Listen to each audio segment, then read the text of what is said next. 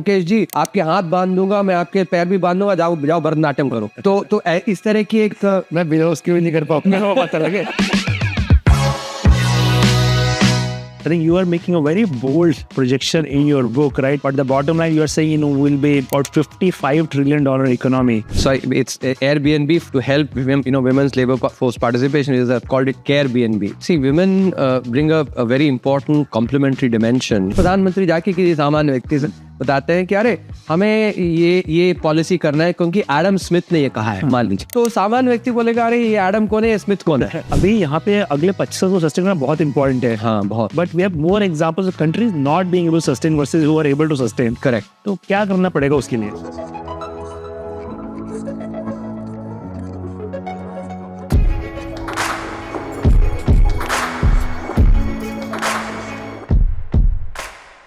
Subbu, welcome to SparX.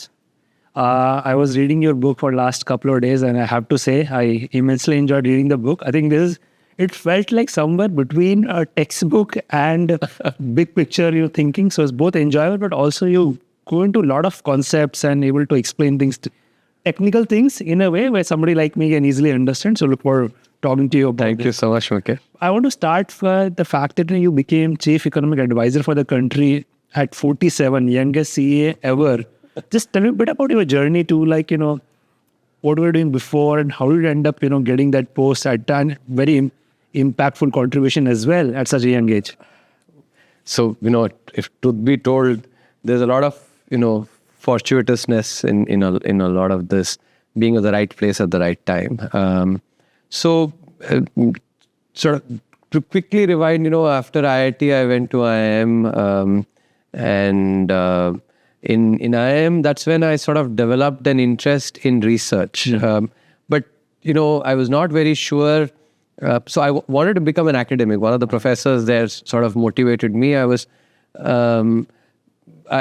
good at teaching, but I was not so sure whether I'll be able to cut it in research. And that's why I joined ICICI's Derivative Research Group. This was before they had become a bank. And I was able to wet my feet in research in sort of less intimidating, environment. And then went for a PhD, 2001 to 2005. Worked for some years, in the US, and then came back in 2009, 2010 to ISB. Where I knew I always wanted to come back to India. Then 2018 is when, there was an announcement that was actually, made Minister of Finance basically for the Chief Economic Advisor. I'd been part of committees before, the RBI committee and SEBI committees, etc. And had been regularly writing and, so I went through the formal process. In fact, there was a search panel that was headed by Dr. Bimal Jalan, he had been a chief economic advisor for a very long period and then was a governor as well, deputy governor and governor too. And so he interviewed and, after the interview, then, if I remember right, on 8th of December of 2018, that's when I got the call from the incredible Prime Minister's office. And it was, very gratifying to be. So I'll mention this very, funny incident, which, so my brother, who's also a professor in the ISB campus in Mohali, he also, sometimes would teach in Hyderabad. So he was there at that time. And he was tracking and he was actually giving me, because he's also 2 years just junior to, at IIT Kanpur. So he, when the call came, he was just having a bath. And, funnily what happened is somehow he heard me talk and he felt that this might have been the call. So he came out, he comes out actually, he's all soaped up, but with a towel on him. Okay. And he just basically, so because I'm already talking and he's still impatient, he did this. So I did this. And, it all soaped up, he hugged me. We'll call it Indian version of Eureka moment, That's not only Archimedes, but your that is true. So, and that's a memory that will not fade away very soon. You will remember. And in fact, your stint also was at a time of turmoil because pandemic would have, really forced the whole entire economic infra of the country to think very deeply. And we'll come to that. But I want to just maybe just touch upon your research focus also. Yeah. And through your PhD and all your years at ISB, etc., what were your core focus areas where you went to deep? So actually, my areas of research have evolved a lot, as over time. Initially, when I was doing my PhD, I was doing sort of applied theoreticals. My dissertation was on conceptually thinking about human capital intensive firms in a very so see, I need to give you a little bit of background. In academia, if there's one of the Nobel Prize winners in economics, Ronald Coase. He wrote an article back in the 1930s asking the question, what is so characteristic of firms? Why are some transactions done inside firms? Why are some done in markets? And there's a large literature, and my advisors, Raghuram Rajan and Luigi Zingales, also done some work in that. So I built on that work to think about, how do you conceptually frame, human capital intensive firms? What is it that is different about them? So that was my dissertation. Yeah. But it was essentially, it was a applied theoretical work. But then my early, research, I started doing a lot of empirical work, which was also grounded in theory. And so my early work was on what is basically part of what is called endogenous growth theory. In other words, trying to understand some of the drivers of growth, at the country, at the national level. And I worked on innovation and entrepreneurship. And then over time, then actually my research also I got interested in banking a lot because that's where I spent some of my time pre my PhD. And so I worked on both Indian and, the US banking systems. And then, what has happened is after my stint as a chief economic advisor, and particularly during that, my vistas just expanded, far more. So for instance, some of the book ideas that I was thinking of writing pre-2018, all of them have been shelved because your perspective on questions changed. Got it. Of course, a CA post enables you to look at economic, Yes. very holistically and also probably from very long-term point of view. Correct. As some of those. Correct. And in particular, actually, you mentioned about the COVID and, so in hindsight, I actually look at it as a privilege that I was sort of thrown into the deep end because, as soon as I joined as a chief economic advisor, very first, I remember very first GDP numbers that came out, GDP had declined to 5.3% because of, I'd written later about the overhang of the crony lending and, all that stuff that was done. So, and I remember the first meeting that we had, chaired by the finance minister, Jaitley ji, was on the ILFS crisis. And then that happened. Then Yes Bank also went down. But then I thought I had my share of excitement and then COVID strikes. So the reason I'm bringing this up is because, when you do get thrown to the deep end, you have to learn a lot very quickly and you're forced to. And so in that sense, I think my perspective, I was able to pick up a lot more, than I might have been able to do if it were normal period. So in that sense, I was actually, there were many days, especially during COVID when the lockdown was happening, I would get up at 2:00 in the night, sort of maybe my sleep would break up because of some worry I had. So I'd go and read, because that's something that actually I've had this philosophy that whatever worries me, rather than just worrying about it, let me go and work on that. Right. And so as a result, I ended up learning a lot. I think, I'm very grateful for the opportunity of being able to. And I must acknowledge, I had the privilege of being able to work very closely with the Honorable Prime Minister. And I think, I ended up, having gotten that opportunity, ended up developing a lot of respect for him as a leader. That's been one of life's privileges. That's amazing, and I'm glad that you were there and able to help steer things, and give your input.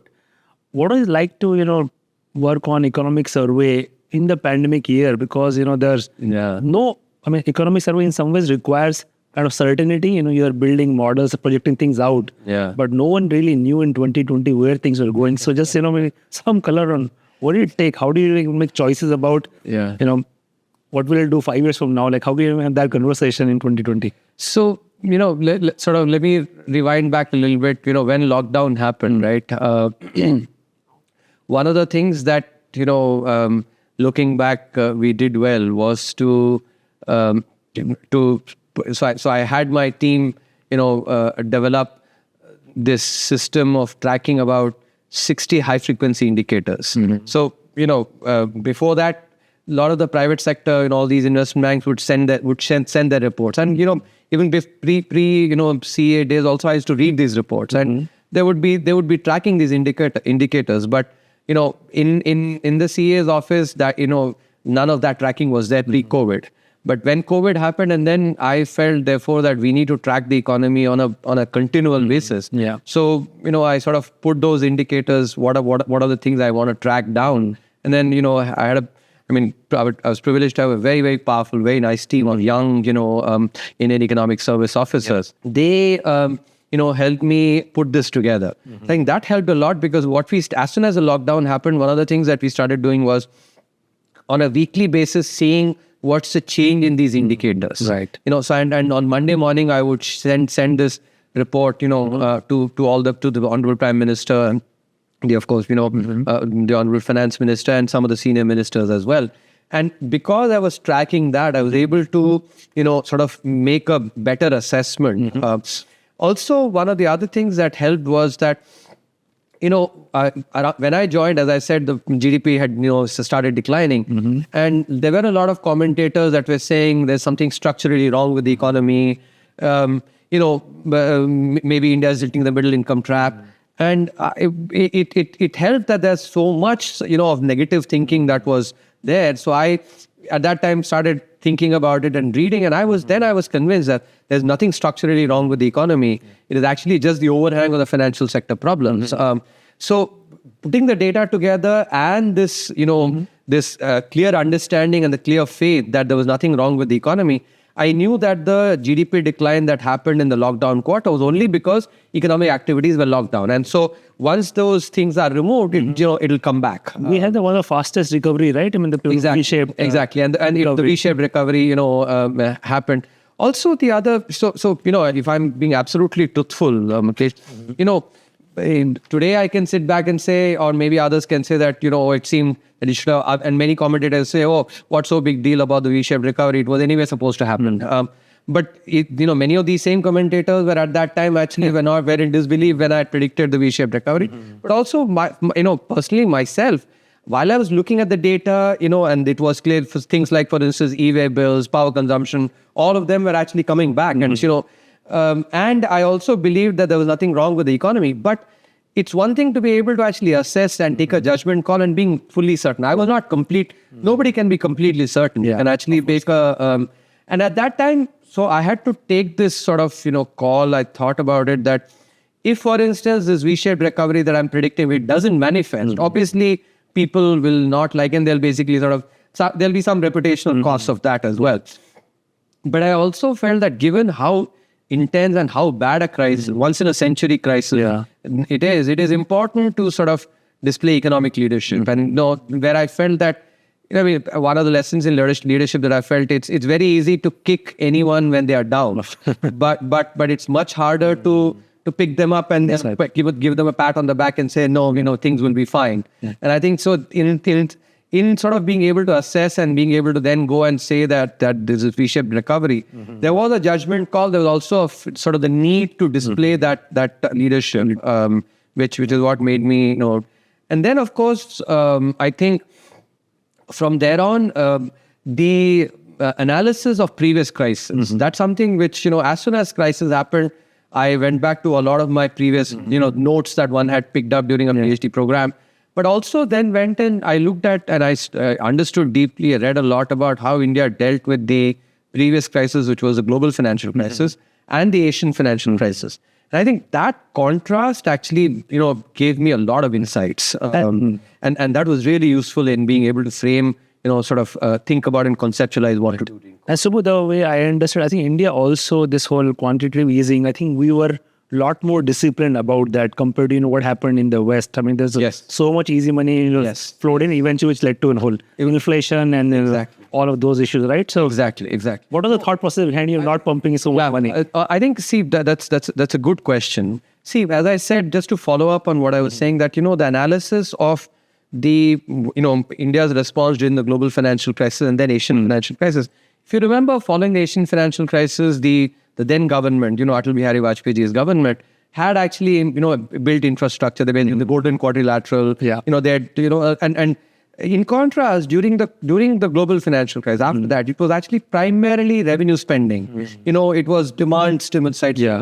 And one of the reasons, one of the things that actually I had to think through more carefully was that if you look at in terms of the size as a percentage of GDP, the stimulus was similar to what advanced economies did during the global financial crisis. They didn't have that kind of inflation, but India had a very, very high. In fact, inflation, double-digit inflation for 18 months every month, peaking at about 18-19%. So I tried to understand why this happened. It didn't happen in the advanced economy. It happened and I felt that, and this is where I think my training as a business school professor helped a lot, because as a business school professor, you understand the supply side of the economy very well. Most macroeconomists understand the demand side of the economy very well. But and I think then I felt that in a country like India, given our socialist past, and thinking about the producers or supply side as sort of just as a necessary evil, not. As a result, frictions on the supply side were far more salient in the Indian economy, which is why even if you do the same size of stimulus as a percentage of GDP, you will get higher inflation. That insight was very important for in being able to understand. And then I also thought to saying during COVID, and this I have to admit that for about a few weeks, I remember sort of agonizing, saying that we've all learned, and reading about these crises itself, I've learned that every crisis is a shock to demand. But for the first time, governments are asking people to stay back home, are basically locking down the economy, and being able to then say, what does this mean, in terms of, and I think one of the things that helps me a lot, and you will be able to relate to very well, is the training, IIT JEE training actually forces you to teach or think using first principles, just ab initio. And I think there is nothing more ab initio in economics than supply and demand. Right. And so then reading, and as I said many times, waking up at wee hours, and then for a while after that, I think from the confusion then came the clarity that it's going to be a big supply side shock as well. It's going to be a demand side shock, but big supply side shock.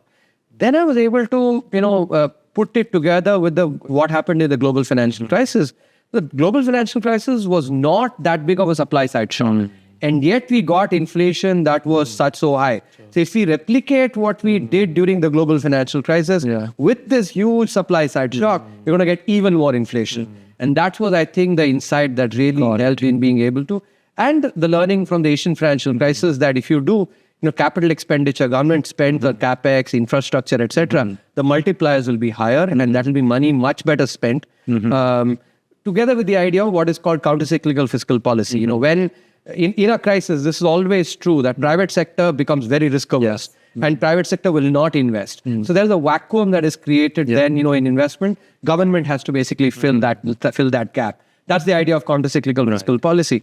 That counter-cyclical fiscal policy could be, even during the global financial crisis, it was counter-cyclical, but it was done through just revenue expenditure and basically, demand side. But here, it was done far more through, through the capex, etc.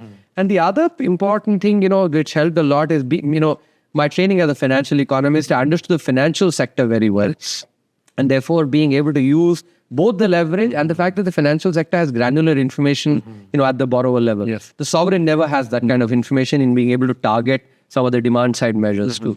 So these were some of the thoughts. Actually, I think in general, what I would say is that being able to think afresh without the blinkers, and ab initio. I think that's something which I took away as learnings for myself, and maybe for others as well. Because even if, in business school, etc., we learn case studies, and, previous crises were also case studies.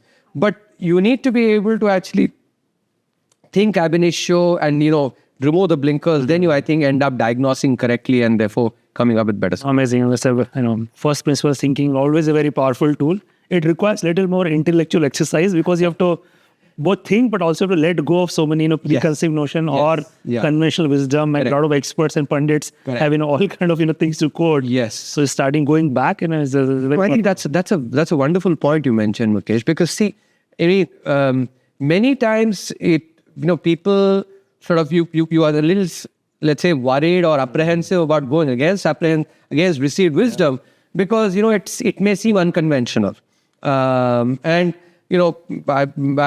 those episodes and those questions were posed as well, both within government and and at the saying, why are we doing a supply side shock? There were other sort of economists who pose these questions. But I think if you've thought it through carefully, and I think if you have the conviction that, you've diagnosed it correctly, then I think it helps. But all this said, Mukesh, let me be very, very, let me be brutally honest.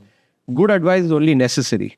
It is actually listening to that good advice and implementing it. Right. That is what provides a sufficient condition. Of course. And for that, I think the leadership deserves all the credit, because they are the ones eventually that take the brickbats. And so all the bouquets, therefore, should also go to them, because, that's the symmetry. It makes sense. I don't know. Proof is in the pudding. I think the Indian economy is just going from strength to strength in last 3-4 years. I speak unconventional. I'll come to your book. So look, we're all feeling very good about where the economy is at. I think we're nearing, almost $4 trillion, thereabouts. But I think you are making a very bold projection in your book, right? I mean, we'll go into that math as well. Sure. But the bottom line, you are saying, we'll be about $55 trillion economy. Yeah. I was doing a bit of math in the US economy, $26 trillion today. Let's assume grow 1.5-2% on average. Will not hit 55 trillion by that time, or about thereabouts. There'll be about 60 odd trillion. Right. So 2%. Yeah. So it's, look, we are sitting in 24, 27, 47 is only 23 is away. Yeah. Both of us will be in, I think, our early 70s. So we'll remember this. I mean, that's, and I'm sure you will explain the rational thought process. Yeah. But just to put it there, let's say we get anywhere even close to that. Yes. It is in India that we will not be able to recognize. Like, I know 55 is probably on the really, really aggressive projection, and you have obviously your reasons as you explained in a lot of detail. But whether we are 30 or 40 or 50 plus, country is about to change in dramatic manner, and there's some pitfalls as well. Yeah. But okay, let's just go through that. Why do you believe that we have a realistic shot at getting there? Sure. And how have you arrived at this? Before I come to the the economics behind this, let me give you two examples first. I want to talk about Japan, from 1970 to 1995. Yeah. And China, and China, from 1996 to 2021, both 25-year periods. Japan, in 1970 was a $215 billion economy, grew to be a $5.5 trillion economy, 25 times multiplication of its GDP. In 25 years. And here what I'm projecting is about 13 and a half times, 13 and a half to 14 times actually over. Now, during that period, the Japanese economy, also the exchange rate actually appreciated almost 4 times, from about 350 yen to the dollar to 85 yen to the dollar. Their inflation fell down from 8% to 1%. Interest rates also fell concomitantly. Now, do keep in mind, because sometimes people will say, people may think that was a honeymoon period for the economy. No, it was not. Remember, that was the period when there was wars, the Vietnamese war, for instance, Vietnam. There was the oil shock, basically, and hyperinflation in the US. The Paul Volcker phenomenon of basically very high interest rate. Yeah. So it wasn't a honeymoon period, and yet Japan grew 25 times. China from 1996 to 2021 grew about 22 times during this period. And this period also has black swan events like the global financial crisis, COVID, the Ukraine war, etc. So there have been episodes of such growth, which has happened, and that sort of gives me the inspiration. Because one of the things, at a more philosophical level that I've believed is that for positive outcomes to manifest, positive thinking is necessary. Right, of course. But for negative outcomes to manifest, negative thinking is sufficient. So, in some sense, therefore, positive thinking has to work harder, in being able to. So with that now, but I'm not sort of just spinning a dream here. It's based on very credible, economics that I actually want to explain now. So if, for instance, we take growth in real terms to be 8%, and I'll, explain why I think we can grow at 8% in the next, 2 decades. So 8% growth in real terms, and 5% inflation. And as I'm sure you would have seen in the data, inflation since 2016 has been 5% on average. compared to more than 7%, about 7.5%, till 2016. And maybe, so I'll just explain, for the listeners who may not understand this math. Yeah. Is basically inflation means that, whatever costs 100 rupees today Yes. is going to cost 105. Yes. So in nominal terms, in this math, Correct. economy is growing 13%. Yes, 8 exactly. plus 5. Exactly. So that, Exactly. In fact, see, I want to use the example of Thalinomics. The Thalinomics chapter. Yeah, you that- mentioned the book. Yeah. So if, for instance, a thali costed, let's say, 100 rupees, last year, with inflation of 5%, it will cost 105 rupees. But your ability to buy actually a thali with, it basically remains the same. You are buying the same thali. And this is why it's nominal terms. 8 plus 5% is basically, 8% is in real terms. In other words, the ability to buy goods and services in 8%. And people, this is what my understanding is.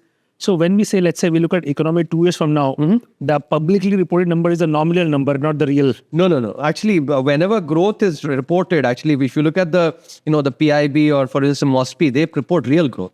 So when, for instance, this year, if the economy has grown, we say grown at 8.2%, that is the real growth. That's a growth percentage. Yeah. Economy, absolute number when you quote $4 trillion economy. Yeah. That's a nominal. That's a nominal. But there's also actually, if you go and look at the report, there's also a real number also that can be quoted, Right. and that is often quoted as well. But this 55 trillion number that I'm talking about is in nominal dollars. Yeah. And it's not the real number. I think let's be very clear. So, but in order to be able to estimate what the growth is going to be, in nominal dollars, we also have to think about what will be the rate of depreciation of the rupee vis-a-vis the dollar. So as I explained before, our inflation has been more than 7%, had been more than 7% till 2016. From 2016 onwards, it has actually declined secularly to 5%. There's a decline of about 2.5% in inflation. Yeah.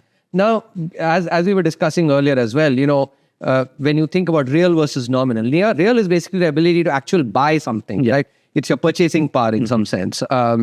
Now, when you think about the nominal depreciation of the currency, if a currency is facing higher inflation, which means the real value of that currency is declining faster or eroding faster, then the nominal currency is basically in nominal values, it has to depreciate more to compensate for this erosion.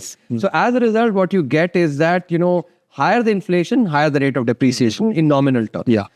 So now, once we've understood this relationship, then we can start seeing that a 2.5% reduction in inflation, therefore, will translate 1-for-1 into about 2.5% reduction in the rate of depreciation. Even ignoring any real, appreciation of the currency. Real appreciation is basically in, being in purchasing power, power terms in some sense. So now, if you look at the data, India's rate of depreciation, on average, has been about 3 to 3.5%. As I said, inflation is going to be low by 2.5%. So shave off 2.5% from that, you get about 1% as the rate of depreciation, right? So go back to now, as I said, 8% real growth, 5% inflation. So in rupee terms, nominal rupee terms, growth at 13%. Yeah. Subtract 1%, which is basically then gives you 12% as the nominal rate for growth in dollars. Now we can use the rule of 72, which is basically what we use to know, how many years it takes to double money. And just for anchoring, for our viewers, think about the times when national savings certificates actually used to have 12%, and their money used to double every 6 years. 12 times 6 is 72. So, see, in a similar way, at 12% rate of growth in dollar terms, the GDP will double in dollar terms every 6 years. Yeah. So over a 24-year period from 2023 to 2047, there'll be 4 doublings therefore. And, India's GDP was slightly more than 3.25 trillion, 3.28 trillion in 2023. So let me approximate it to 3.25. So 3.25 to 6.5, that's the first doubling. 6.5 to 13, that's the second doubling. 13 to 26, that's the third doubling. And 26 to 52 is the fourth doubling, which gets you closer to that. So the precise number is, of course, is 55 trillion, because I've also factored in real appreciation of the currency there. Of course, this is the scenario with 8% growth in real terms. But if growth is lower, and I've done two other scenarios in the book as well. Suppose we get 7%, and 6%. If we get growth at 7%, we'll be close to 40 trillion. And if we grow at 6%, we'll be close to 30 trillion. Which gets back to actually, even if we're able to grow at 6%, we will still be about 30 trillion. And, important. But I actually want to, emphasize that we should be, aspiring to grow at 8%. So positive outlook and then work very hard to make it happen. Yes, exactly. Understand why that is, at least there's a decent shot at it. Correct. And just for the benefit of our viewers so that they can anchor, I would use this example from cricket. Think about Sachin Tendulkar. In 1993, when he, had played for a few years, his performance everybody was able to see.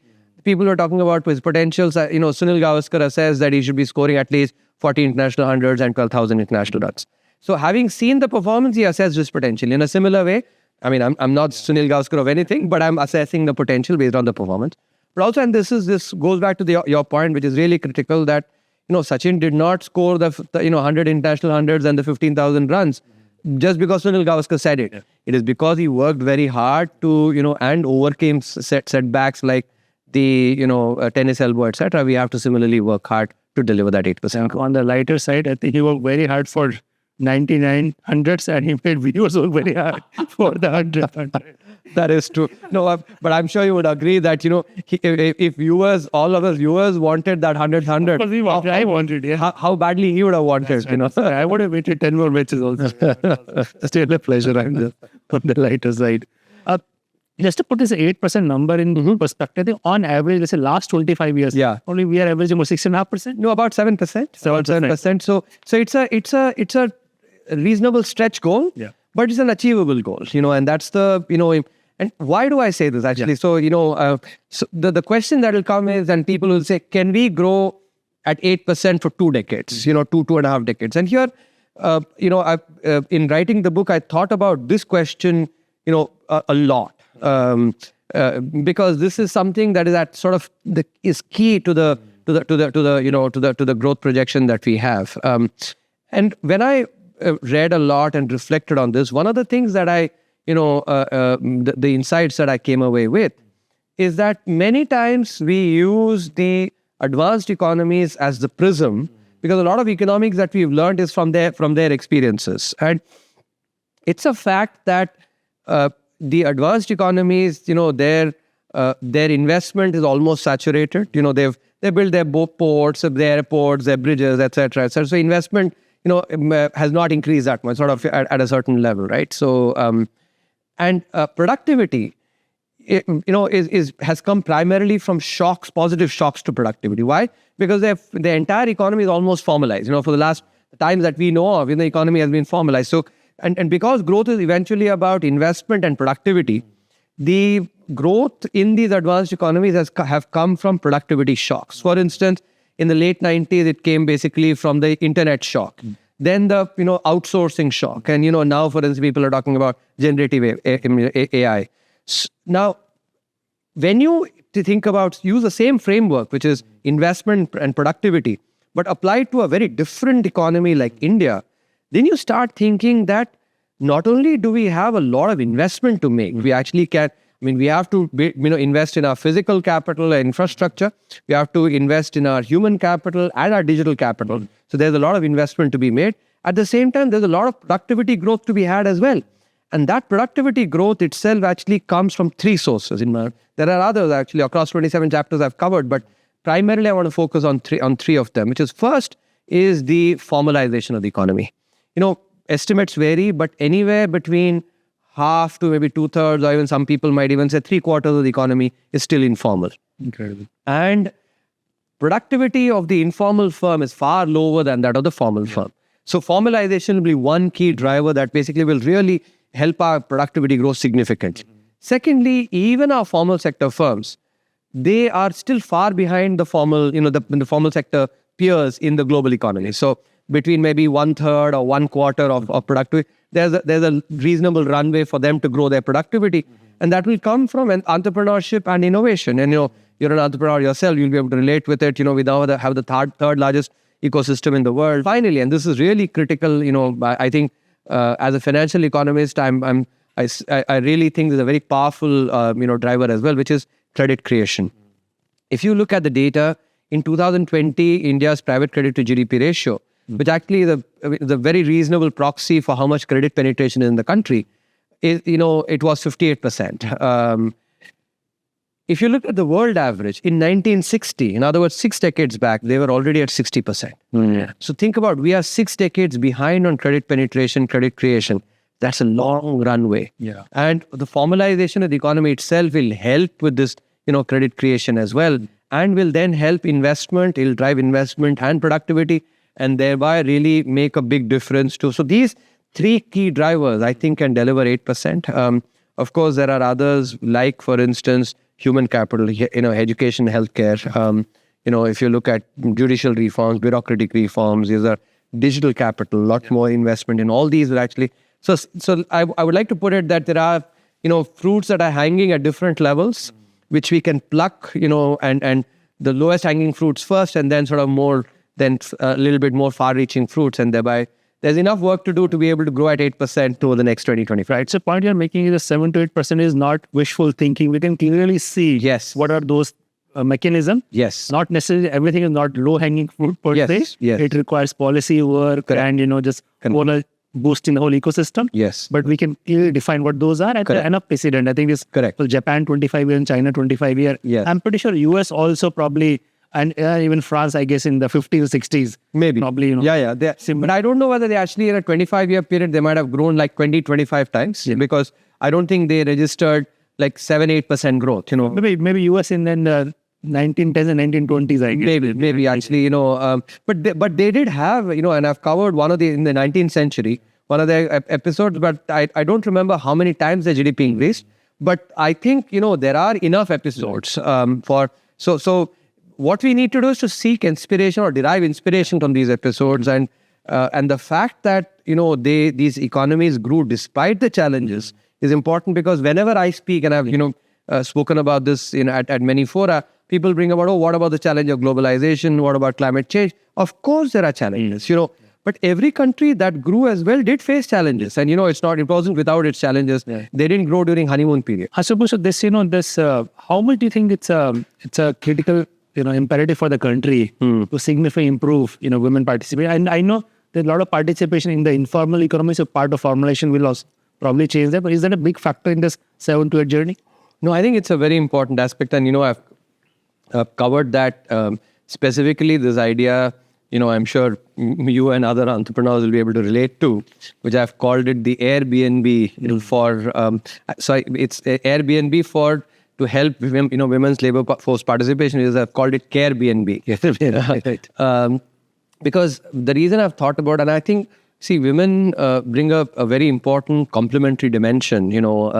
They bring a lot of complementary skills that oftentimes, men don't have as much of, right?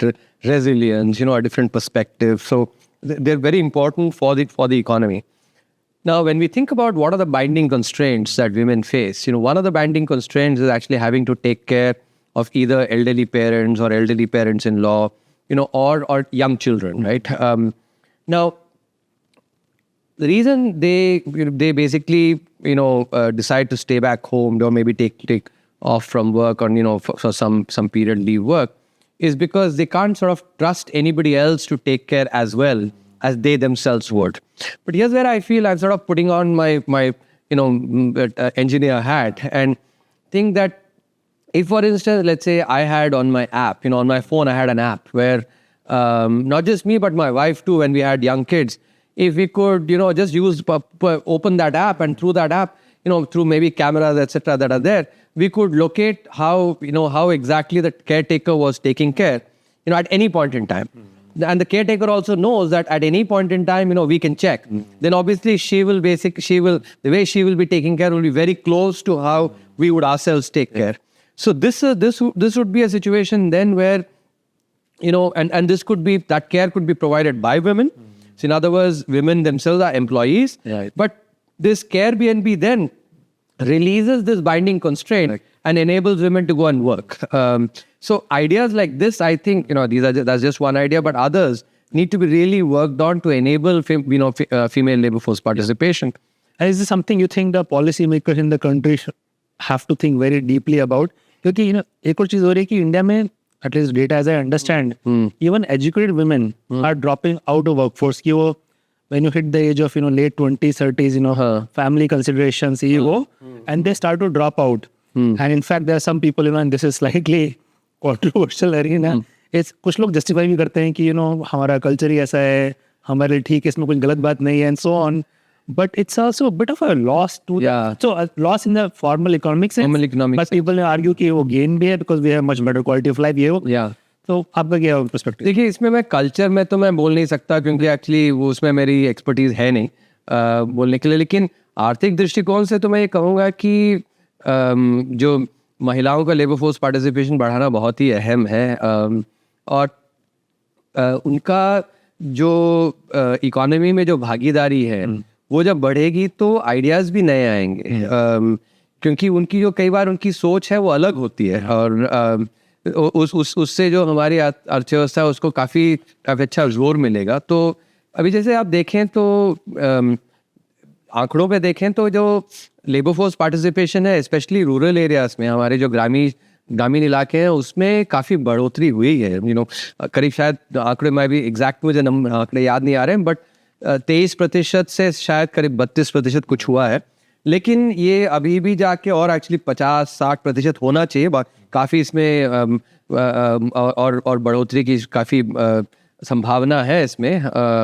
So overall I think this is an area that policy makers of course they actually recognise, and हमारे यहाँ पे तो अभी वित्त मंत्री साहिबा भी actually महिला हैं, एंड ऑफ कोर्स तो इसकी अहमियत समझते हैं। और प्रधानमंत्री जी भी एक्चुअली यदि आप देखें तो the bill that was brought in to basically for women legislators, I think is a very seminal bill. So we need to actually continue learning from other experiences. If you look at one of the aspects that sort of is there through the book is to look at other countries, good policies that they implemented and how we can learn from there. Similarly, I think here we can learn from other countries. So for instance, now I've seen now, being at the vantage point that I occupy on the IMF board, we've seen Saudi Arabia, for instance, that actually increases labor force participation a lot. So ideas that, they might have implemented, we can actually, look at them and see how some of those can benefit us as well. So, but I think bottom line, the way you pose the question, this is a very important aspect. ये बहुत अहम है और इस पे ध्यान देना बहुत जरूरी है। I'm also noticing कि आपकी हिंदी काफी पॉलिश चाहिए, आपने सरकार में रह के सीखा है कि पहले से भी यू आर वेरी कंफर्टेबल? नहीं, मेरी पैदाइश एक्चुअली मध्य प्रदेश की है, और जो छत्तीसगढ़ में और कानपुर में तो वहाँ पे हम हिंदी बोलते थे। लेकिन ये भी जब महामारी का जब दौर आया तब मैंने इंटरव्यू हिंदी में भी दिए। अच्छा। तो और एक एक्चुअली एक थोड़ा हास्यपूर्वक एक एपिसोड बताऊं तो जब मैं इतने सारे इंग्लिश में इंटरव्यूज देता था, लेकिन जब मैं I used to go for a run, दौड़ के ले जाता था, उसके बाद फिर एक्चुअली एक नारियल पानी वहाँ जो लोकल शॉप था वहाँ पे बैठ के वहाँ पे सीढ़ियों में बैठ के मैं पीता था। तो जो बाकी लोग वो जो दुकानदार वो ध्यान नहीं देता था।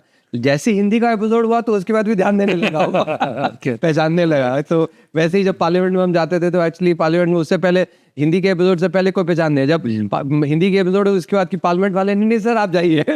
तो इसका जो फर्क है वो अलग ही है। अगर हिंदुस्तानी जनता को रीच करना है तो फिर हिंदी लैंग्वेज होता है, इंग्लिश तो इवन आंकड़ों में देखें तो एक्चुअली जो हिंदी न्यूज़पेपर्स हैं उनकी जो रीच है वो एक्चुअली कई गुना है टाइम्स ऑफ इंडिया के और इकोनॉमिक टाइम्स या इंडियन एक्सप्रेस, इनके भी काफी हिंदी के कुछ रीजनल लैंग्वेज वालों को भी काफी। हाँ, मलयालम मनोरमा जैसे मलयालम काफी, तो ये सब। लेकिन रीजनल लैंग्वेजेस की यही तो हम भारत की एक्चुअली एक श्रेष्ठता है कि इतने सारे भाषाएं हैं, इतनी विविधता है। तो लेकिन ये इंटरव्यू देने का एक्चुअली इसका फायदा हुआ कि मैं थोड़ा कंफर्टेबल हो गया कि मैं आर्थिक विषयों पे भी हिंदी में बोल सकूं। सामान्य बातें तो करता ही था, लेकिन इन बातों में भी बोल पाऊँ। बहुत बढ़िया thing. Speaking of regional language in Hindi, I think आपने अपने बुक में अर्थशास्त्र और थिरुकुरल से काफी चीजें कोट की हैं, तो उसके बारे में बताइए। मतलब आपने उनको ठीक से पढ़ा है और आपको कितना लगता है अर्थशास्त्र करीब 2000 साल पुराना है और थिरुकुरल भी कम से कम 1500 साल? नहीं, वो करीब 3500 साल पुराना है। तो उसके बारे में बताइए कि आपने एक तो आप वो पढ़ते हैं फर्स्ट ऑफ ऑल, और उसके अभी क्या रेलेवेंस है? देखिए, इसमें एक्चुअली इसमें काफ़ी इसका जो श्रेय मैं हमारे पिताजी को देना चाहूँगा कि जब मेरी IIT में जब मतलब रैंक आ गई और फिर मैं उनको पता था कि अब मैं मतलब आर्थिक रूप से अच्छा करूँगा, IIT जा रहा हूँ, तो उन्होंने वो एक्चुअली मतलब एक बहुत अंडरस्टेटेड वे में वो उन्होंने हमें धीरे धीरे बताने लगे कि एक्चुअली हमारी भारत की जो मतलब जो पुरातन संस्कृति है इसमें कितनी कितनी गहराई है। जब भी मैं आता था तो एक्चुअली ये सब चीज़ें बताते थे, तो तिरुकुरल के बारे में बताते थे। अर्थशास्त्र के बारे में वो नहीं जानते थे, लेकिन तिरुकुरल के बारे में वो जानते थे कि तमिल में उन्होंने खुद पढ़ा था, तो उसके बारे में काफ़ी चीज़ें बताते थे। तो वो जो है वो हालांकि वो गुजर गए 2015 में, लेकिन वो मेरे पास मेरे इसमें था। दूसरी बात जो मैं जब ये आर्थिक सर्वेक्षण वगैरह लिखता था, और आपको ध्यान होगा 2019-20 का जो आर्थिक सर्वेक्षण है उसमें वेल्थ क्रिएशन यानी धन सृजन पे लिखा था मैंने। तो उसमें मैं सोचता था कि अब किसी भी डेमोक्रेसी में यदि पॉलिसी इम्प्लीमेंट करना है, तो एक सामान्य व्यक्ति उसको वो उस पॉलिसी की उसकी जो बेनिफिट है वो समझे, उसका जो लाभ आएगा वो समझे, बहुत अहम है। तो ये मैं सोचता था कि मान लीजिए मैं एक्चुअली जाके अभी प्रधानमंत्री जी को बताऊं और ये करना है, और प्रधानमंत्री जाके किसी सामान्य व्यक्ति से बताते हैं कि अरे हमें ये पॉलिसी करना है क्योंकि एडम स्मिथ ने ये कहा है, मान लीजिए। तो सामान्य व्यक्ति बोलेगा अरे ये एडम कौन है, ये स्मिथ कौन है। जबकि यदि प्रधानमंत्री जी जाके बताएं, एक्चुअली मैं उदाहरण के लिए बता रहा हूँ कि, लेकिन वो बताएं कि नहीं हमारे ही इसमें स्क्रिप्चर्स में कौटिल्य ने इसको लिखा था अर्थशास्त्र में 2500 साल पहले। तो बोलेगा अच्छा ऐसा क्या, अरे तो मैं सुनना चाहता हूँ कि क्या बोला था उन्होंने, भी तो एक थोड़ी दिलचस्पी आएगी। वैसे ही दक्षिण भारत में तिरुकुरल, तो इसमें और जब मैं पढ़ा तो मैं उसमें काफी चकित रह गया कि देखिए उसमें कौटिल्य बताते हैं कि राजा को वो जो एडवाइस दे रहे हैं, क्या एडवाइस दे रहे हैं कि राजन तुम्हें यदि आर्थिक विकास करना है तो जितनी भी कठिनाइयां हैं बिजनेस आर्थिक गतियों में उसको हटाओ, ईज ऑफ डूइंग बिजनेस। तो basically he is saying that remove all obstacles to economic activity. वो ईज ऑफ डूइंग बिजनेस नहीं है तो क्या है एग्जैक्टली। और इसके बारे में वैसे ही उन्होंने एक्चुअली तब आप देखें तो जो उस समय चंद्रगुप्त मौर्य के समय में जो भी बाकी देशों से आता था इंपोर्ट करने के लिए, अपने सामान बेचने के लिए, उनको तो अच्छा दर्जा दिया जाता था, उनको वहाँ पे उनके लिए घर बनाए जाते थे रहने के लिए, और इंपोर्ट ड्यूटीज वगैरह भी बहुत ज़्यादा नहीं होते थे। क्यों? क्योंकि तब कौटिल्य बताते हैं कि जो चीज़ें घर में हमारे यहाँ पे नहीं बनती हैं, और लेकिन हमारे सिटीजन को भी वो भी तो चाहिए, वो सिल्क हुआ या फिर आपका बाकी जो भी मेटल या जो, तो वो भी इसीलिए एक्चुअली निर्यात पे भी जो उनकी जो सोच थी वो बहुत ही एक अच्छा एक दूरदर्शी एक सोच था। तो ये सब पढ़ के तब मैं काफी बहुत आश्चर्य हुआ, एक पॉजिटिव तरीके का आश्चर्य कि ये आइडियाज हमारे रहे। उसके बाद जब मैं जाके देखा एंगस मैडिसन की जो किताब है, एंगस मैडिसन की किताब में, इसीलिए मैंने 2000 साल की हिस्ट्री 2000 साल की हिस्ट्री, और इसीलिए जो आर्थिक सर्वे 2019-20 का जो आर्थिक सर्वेक्षण पहला चार्ट वो एक AD से 2000 AD तक जो किसका क्या कंट्रीब्यूशन रहा है। तो जब मैं वहां देखा, उसमें देखता हूँ कि 1750 तक भारत का जीडीपी में, वर्ल्ड जीडीपी में जो योगदान है कम से कम 1/3, कम से कम और आप अमेरिका को एक्चुअली एक थोड़ा कंपेयर करके सोचो कि पिछले शायद एक शताब्दी से भी कम 75 साल में वो इतने आर्थिक इतने समृद्ध रहे हैं, लेकिन उस समय में कितने उनकी औसताना क्या कंट्रीब्यूशन रही है, करीब 28-29-29%, राइट। जबकि भारत का औसताना ले 17.5 शताब्दी, कहाँ 17.5 शताब्दी, कहाँ आधा शताब्दी, और कहाँ 28-29%, और कम से कम 1/3, कम से कम 33%। तो ये सब देख के फिर, और जब उसको मैंने जोड़ा कि ऐसे आइडियाज थे जिसके कारण इतनी आर्थिक समृद्धि आई, तो ये मुझे उसके बाद साफ हो गया कि हमने जो सोशलिज्म वगैरह किया था हमारे डीएनए के एकदम विपरीत। और भारत में, और आप जैसे लोग इसके सबसे अच्छे उदाहरण हैं कि हमारे देश में एंटरप्रेन्योरियल टैलेंट की कोई कमी ही नहीं है। ये हमने सोशलिज्म के थ्रू हमने इनको एक्चुअली एक बांध रखा था, ऐसे कि जैसे मैंने आपको कह दिया मुकेश जी आपके हाथ बांध दूंगा, मैं आपके पैर भी बांध दूंगा, जाओ भरतनाट्यम करो। तो इस तरह की एक मैं बिना उसके भी नहीं कर पाऊंगा, वो पता लगे। ये और बात है, लेकिन मतलब आप समझ रहे हैं कि एक्चुअली किस तरह सोशलिज्म के कारण हमने इतनी रोक टोक डाल दिया एक्चुअली, और हमारी जो एंटरप्रेन्योरियल टैलेंट है उसको हमने उसको प्रोत्साहन नहीं दिया। तो लेकिन जब हम इतिहास में देखते हैं तो भारत की जो इकोनॉमिक मॉडल थी, ये एक मॉडल एक और तरीके से बताऊं तो एक्चुअली जो हमारे 4 पुरुषार्थ बताए गए हैं, धर्म अर्थ काम मोक्ष, उसमें जो है अर्थ का उतना ही महत्व है, और धर्म और अर्थ यानी कि आप अर्थ कमाइए लेकिन सही तरीके से कमाइए, fair and square, not using unethical means. So और ये सब एक और उदाहरण एक्चुअली आप हमारे घर में आप देखें तो एक यदि हमने एक छोटी मूर्ति रखी है, कोई मंदिर बनाया हुआ है, तो वहाँ पे हम क्या लिखते हैं, शुभ लाभ लिखते हैं ना। तो ये तो कोई हमने ये नहीं लिखते हैं कि शुभ और हानि नहीं लिखते हैं। तो यानी कि लाभ बनाना, यदि अच्छा काम कर रहे हैं और आप लाभ बनाए तो वो तो देश के लिए भी अच्छा है। तो ये सब जब बातें जब मैंने सोचा तो इसलिए एक्चुअली तो काफी प्रोत्साहन मिला कि हमारे इतिहास में ये सब है, और हमने सोशलिज्म में करके जो पाश्चात्य जो जर्मनी में वहाँ पे कम्युनिज्म हो जाए, उनको हमने कट पेस्ट कर डाला, ये सोचे बिना कि हमारी डीएनए क्या है। इसीलिए भारत जो है उभर नहीं पाया उसमें। लेकिन अभी काफी संतोष होता है मुझे एक्चुअली देख के कि भारत जो है अपनी डीएनए के अनुसार एक्चुअली जो नीतियां है वो अपनाने की कोशिश कर रहा है। And you are making a very profound point. I'm actually getting goosebumps, thinking about कि आप खाली ऐसे नहीं बोल रहे हैं कि हम अगले 25 साल हो जाएगा, like we have a 2000-year-old history and data. Now we understand the estimation of GDP at that point, maybe precise but directionally right? Yes, and this book over charts over 2000 years, the 1700 years, we are above 30% of the world output. Yes, and why is also documented. Exactly, they have the these correct. The language is very modern and they relate to these policies. Correct. And that is why actually I really think about, I mean, for instance, when I look at some of our, freedom fighters and some of the intellectuals that we had, I feel like, I have a lot of respect for someone like a Dr. Rajendra Prasad or a C. Rajagopalachari. Why? Because while they of course understood the Western scholarship, they understood the Indian ethos also very well. Yeah. And thereby they were not trying to fit a square peg into a round hole. They were actually trying to fit a square peg into a square hole. That's why, and I think that's the important lesson I took away. Yeah. That this entire foray into socialism or these ideas were actually not fit for India's DNA. Right. This was a country that actually was so prosperous, and prosperous by implementing essentially capitalism, but compassionate capitalism or dharmic capitalism.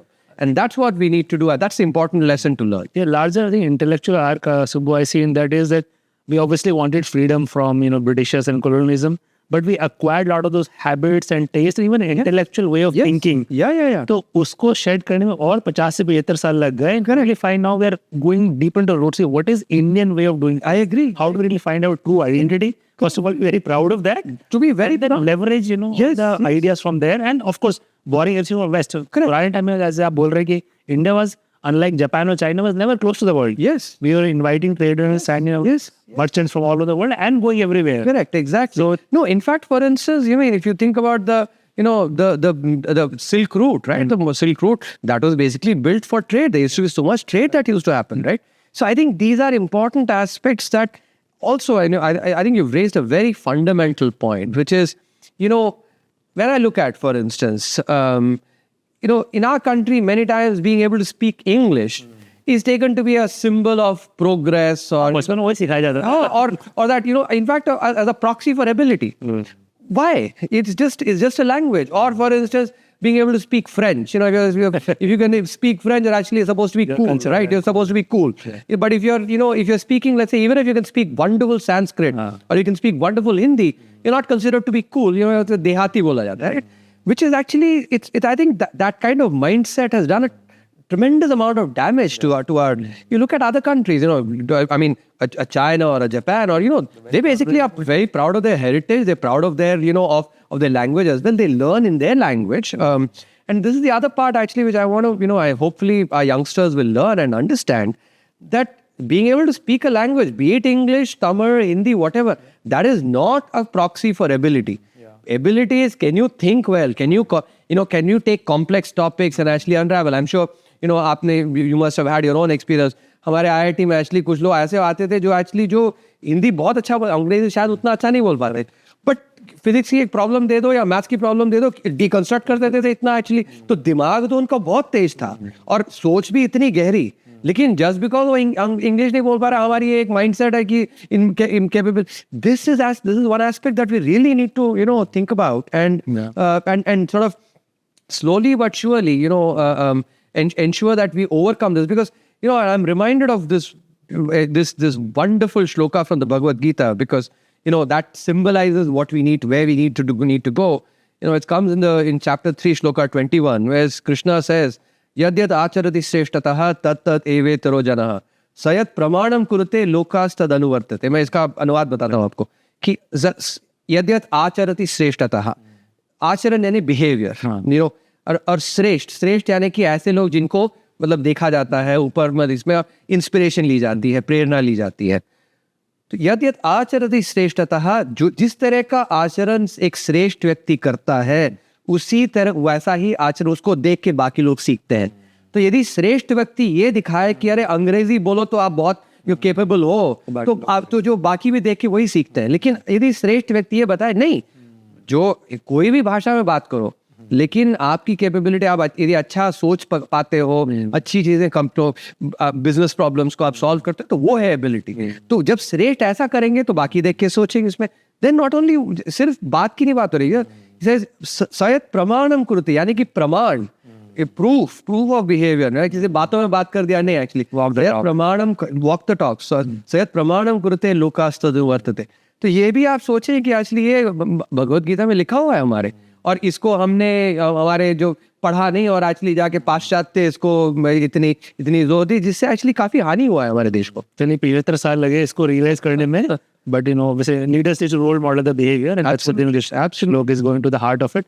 But things are definitely changing. Yes. And I think language, देखिए पहले शायद थोड़ा barrier भी रहता था कि अगर सारा काम इंग्लिश में हो रहा है और आप हिंदी या तमिल बोल रहे हैं, बट अभी फॉर्चुनेटली भी है वो बैरियर भी चला गया. वो भी चला गया. I think आप कोई भी किसी से किसी लैंग्वेज में बात कर सकते हैं. Exactly, right? और कोडिंग भी आपकी किसी, आप सिर्फ इंग्लिश वाले इसका नजर, आप you can do code in your natural language as well, and ये मेरे अनुसार एक्चुअली इसको यदि हम if we utilize this well, this can be a big boon for India. Yeah. Because one of the problems that, as we just spoken, is that language has been a barrier, because there are so many very bright people, and some of these economic concepts, for instance, if they are actually explained in Hindi as well, people will understand and they'll learn. It's not as if I was just the other day, my brother was showing me a set of YouTube videos which explains actually some of the physics concepts that is behind astronomy, astrology, but in Hindi. And that kind of opportunities are there, which we can now utilize, actually being able to use AI to reach to our population in vernacular languages, and thereby be able to teach them very well. So I am getting inspired. तो मैं कोशिश पूरी करूँगा कि इस podcast से हम और ज़्यादा हिंदी यूज़ करें going forward, क्योंकि अभी बहुत ज़्यादा इंग्लिश में करते हैं. थोड़ा changing topic, Shubhu, is, see, so we talked about in the book, the optimistic scenario, and look, over the bigger picture is optimistic, irrespective of which number we end up with. But if you compare with जैसे our contemporaries, 10-15 साल पहले BRICS की बात करते थे, but आई के अलावा all the BRICS have fizzled out now. Correct. Asian Tigers के 80s 90s में पहले थे, फिर they had their own. Correct. Very few people are able to sustain this economic growth over half a century. Yes. हमने 25 साल मोटे काफी अच्छा हुआ, इनफैक्ट 91 से बढ़िया चल रहा है, राइट. बट अभी यहाँ पे अगले 25 साल को सस्टेन करना बहुत इंपॉर्टेंट है. हाँ, बहुत. और but we have more examples of countries not being able to sustain versus who are able to sustain. Correct. तो क्या करना पड़ेगा उसके लिए? So इसमें एक चैप्टर मैंने मिडिल इनकम ट्रैप में लिखा है, क्योंकि ये जो आप फिनोमिनन बता रहे हैं, इसी को अर्थशास्त्री मिडिल इनकम ट्रैप कहते हैं. यानी कि आप लोअर इनकम थे, आपने ग्रो किया, आप मिडिल इनकम में आ गए, अब वहां पे फंस गए. तो उसके लिए लेकिन जो अर्थशास्त्र में काफी सारा शोध ये दर्शाता है कि कुछ ऐसे जो आवश्यक कंडीशंस है, जिसमें कि मैन्युफैक्चरिंग बहुत अहम है. एक मैन्युफैक्चरिंग ग्रोथ, एक्चुअली जब मैन्युफैक्चरिंग ग्रोथ होता है, तो यदि मैं इसमें economics what they say is that for convergence basically of economies that are at lower income or middle income, for them to converge with high income, manufacturing is actually a very critical element. Similarly, यदि आप देखें तो rule of law, that's important. दूसरा ये जो some of those economic models that enabled our growth to the current middle income status, we have to actually refine these models. If the same models remain, वही दोबारा उसी को हम actually करते गए, तो फिर शायद मिडिल इनकम ट्रैप में फंस सकते हैं. जैसे if you look at and I'm glad you brought up the BRICS, because there are people, for instance, the people who say that, oh, India becoming the third largest economy or India becoming a 5 trillion is inevitable. There's a certain commentary that is put, which actually is not quite right, because as you rightly pointed out, of the BRICS countries, there are, India is the only one that is actually growing at like the 7% plus growth every year. In fact, if you look at Brazil, if you look at South Africa, they've had, and Russia, they've had real output decline actually. So I think that is important to understand, that if we basically implement manufacturing sector growth, rule of law, and we have to refine our economic model, especially इसमें सबसे important मैं इसको हिंदी में बतलाना चाहता हूँ, क्योंकि जब हम प्रोत्साहन देते हैं, जैसे आप PLI स्कीम ले लें, PLI स्कीम में हम सब्सिडी दे रहे हैं, तो लेकिन ये इसमें सबसे समझने वाली बात यह है कि यदि आप भी एक पिता हैं, पेरेंट हैं, तो जब बच्चा छोटा होता है तो आप उसको एक्चुअली उसकी देखभाल करते हैं, और जब तक 18-19 साल तक नहीं हो जाता, उसकी काबिलियत जब तक नहीं बन जाती, तो आप एक पिता के रूप में उसको देखभाल करते हैं, उसको एक्चुअली उसको बढ़ने और प्रोटेक्ट भी करते हैं उसकी। लेकिन जब 18 साल का हो गया, उसके बाद आप बोलते हैं कि भैया आप जाके अब तुम्हें खुद पढ़ाई करनी है, खुद कमानी है। ये इसी तरह जो PLI स्कीम है या कोई और सब्सिडी स्कीम जो दे रहे हैं, यदि हम 30 साल के कंपनी को भी देते रहे तो फिर तो वो तो बौने ही रहेंगे। क्योंकि यदि आपका बच्चा यदि जानता है कि हमारे पापा तो हम 50 साल की भी हो जाए तब भी हम आर्थिक सहायता देते रहेंगे, तो अपनी काबिलियत कभी बनाएगा नहीं। तो ये रिफाइनमेंट बहुत जरूरी है कि कोई भी प्रोत्साहन जो सरकार देता है वो इनफाइनाइट नहीं होना चाहिए, उसकी एक सनसेट क्लॉज होनी चाहिए, उसकी सनसेट पीरियड होनी चाहिए, ताकि क्योंकि उससे क्या होता है, वेस्टेड इंटरेस्ट बनते हैं, और वो वेस्टेड इंटरेस्ट बहुत ज़्यादा उसको अपोज करेंगे कि नहीं, इसको बदलना नहीं है, तो तब उससे जो है अब मिडिल इनकम ट्रैप में आप फंस सकते हो।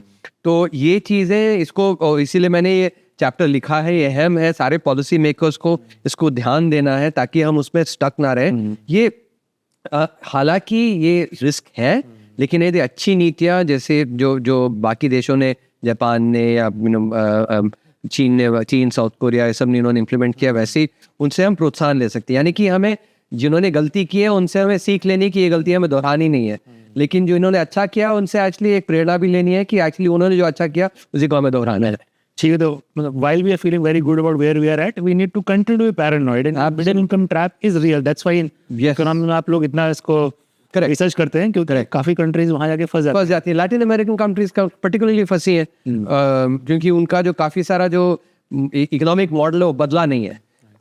तो ये रिस्क है, इसको ध्यान में रखना है। लेकिन मैं ये भी कहना चाहता हूँ, इससे हमें हताश नहीं होना है, क्योंकि देखिए मेरा ये मानना रहता है कि जो लीडर है वो चुनौतियों में अवसर ढूंढता है, और जो पेसिमिस्टिक होता है वो एक्चुअली अवसरों में चुनौती ढूंढता है। right. अवसर में चुनौती, it's like snatching defeat from jaws of victory.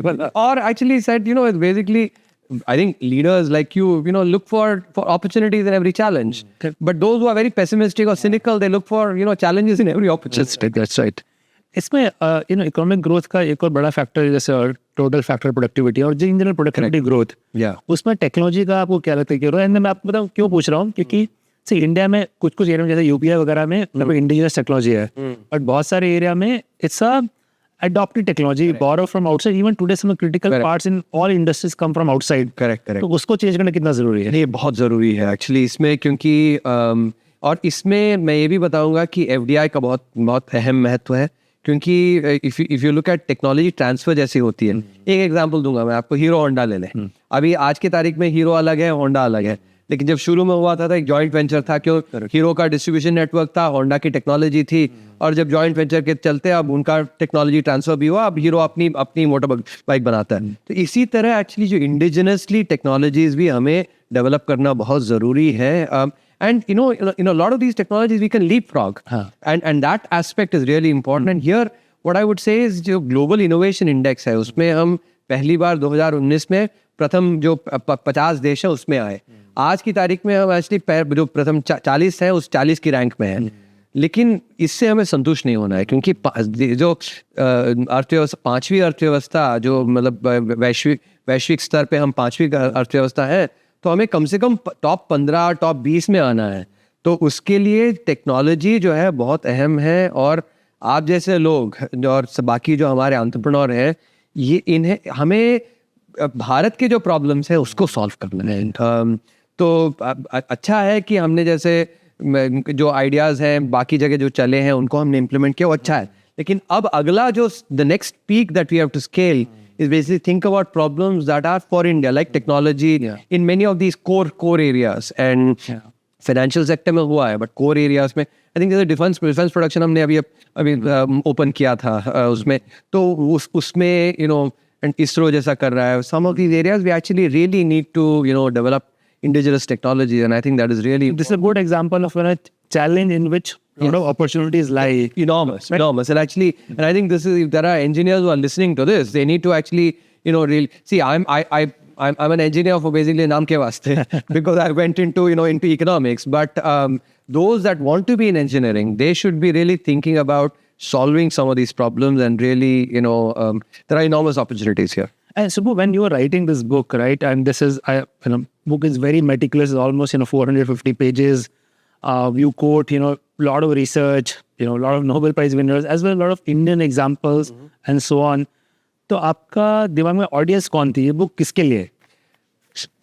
दो सेट्स, एक तो इन्वेस्टर्स, क्योंकि जैसे मैं as I was saying earlier as well, that in order for positive outcomes to manifest, positive thinking is necessary, because there is a lot of negative thinking as well, and so to basically generate a credible belief that India offers an opportunity which is unprecedented in the next 20-25 years in a credible manner, actually then investors will have the belief, and thereby that will help investments to happen in the country. That was my first. The second audience actually is in particular students in universities, because these are the folks who will actually be the ones who will be making this vision actually fructify. They'll fructify this vision, and so them being able to understand the opportunities, understand, and the work that is required. It's not gonna happen without hard work, without creativity, without deep thinking on policies. So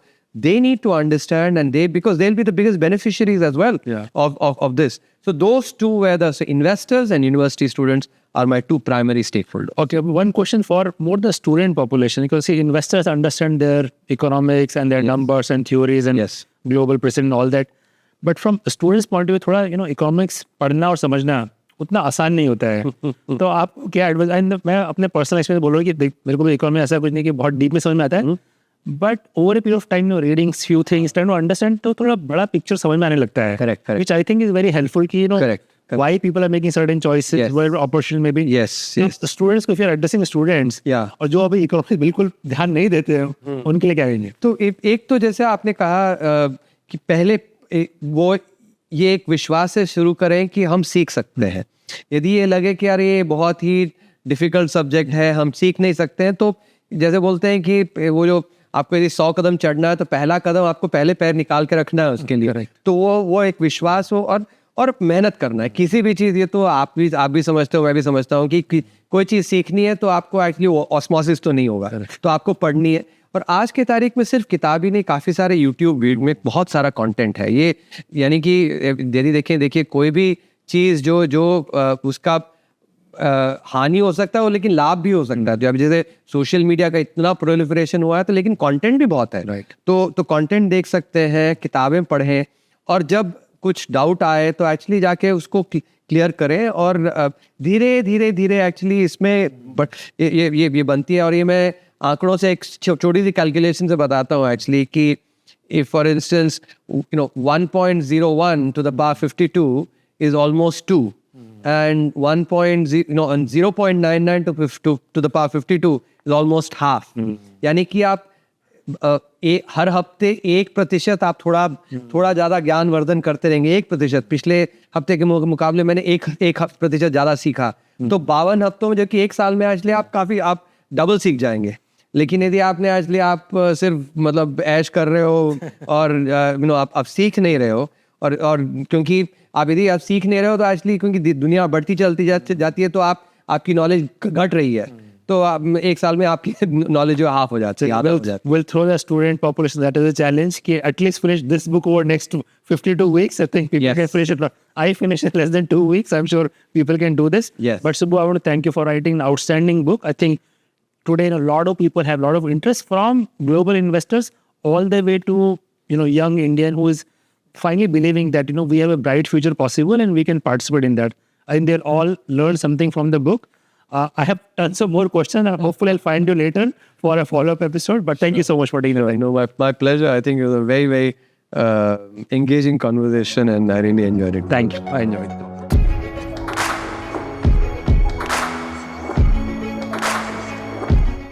At SparX, we aim to bring to you stories of exponential impact. We share in-depth analysis of what goes behind success stories. If you find our conversations interesting, you can join us by subscribing to our YouTube channel. You can also listen to SparX on Spotify, Apple Podcast, or any other audio platform of your choice. If you have any suggestions on who we should invite or what topics we need to cover, just let us know in the comments. We are always listening, looking for ways to improve, and keep getting better as we go along.